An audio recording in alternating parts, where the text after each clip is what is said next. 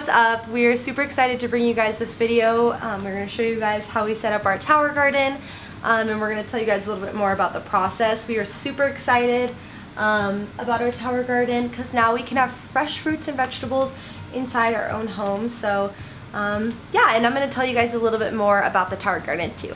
Alrighty, so we have laid everything out right now. So it gave us a little instructions pamphlet that kind of gives us an idea of how we're supposed to set this up.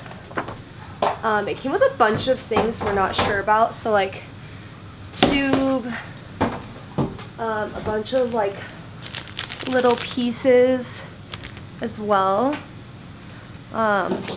So Brent's gonna be the master at this.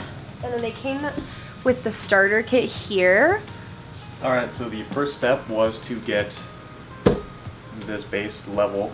I feel like our room is pretty level, so we just put down a flat surface, the sheet of plywood here. This is roughly 32 inches, so I did a 34 by 34. Just basically, it's about a little bit past the width of this. It's just a level. I don't think any water is going to be extruding out. But just in case any water happened to drip, it's going to drip on the plywood before it ever gets on our carpet, and then hopefully at that point we'll know that it has leaked, and so we'll be able to remove the plywood. We actually got two of the plywoods cut the same, so we might paint the other one, but just in case, if this one does get any sort of damage, we can just replace it with the other one too. Yeah, the plywood will absorb water, but if you paint it, it'll, especially with the latex paint, it'll just pull up on it and you can wipe it off. But anyway, so you want to put the hole here toward your power source, which we have an outlet right there. So then the second step was you get the lid to the base, and you have to attach the hose to this, and then to the pump. And then the pump goes through that hole so you can plug it in. So we're going to go ahead and get that started. But the next step is we have to put the support rods through here that support the height of the tower.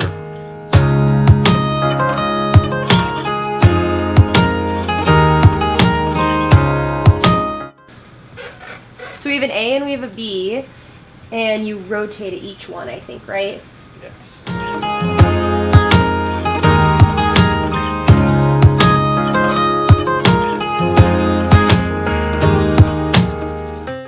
Alright guys, so we are now setting up our indoor lights. Brent just opened up the whole entire box, and that's kind of just what it looks like. So it looks like they have these like bendy things for it, and then there's a huge box over here. Do you want to show them what the lights look like outside?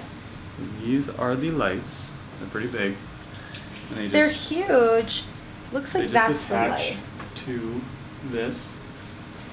So there's just these two little wires in there. Kind of see it. And you just gotta attach that, and then these just clip in together.